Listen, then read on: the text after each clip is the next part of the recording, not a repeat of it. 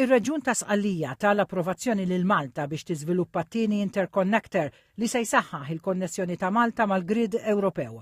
Jonqos l-aħħar pass fil-proċess l-approvazzjoni tal-Gvern Taljan biex permezz tal-proġett tirdoppja l-interkonnessjoni tal-elettriku u l-kapaċità ta' Malta mal-Ewropa.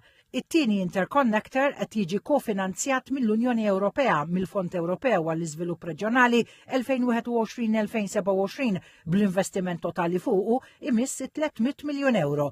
Il-Ministru għall-Enerġija Mirjam Dalli raddet ħajr lill-President tar-Reġjun ta' Sqallija Renato Schifani għal kollaborazzjoni kontinwa tar-Reġjun.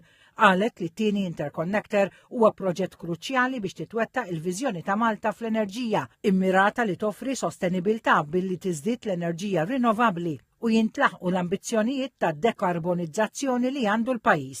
Dan it-tieni cable ser ikollu tul komplessiv ta' 122 km inkluż cable fih il-baħar b'tul ta' 99 km u se jitrasmetti kurrent alternat b'vultaġġ għoli.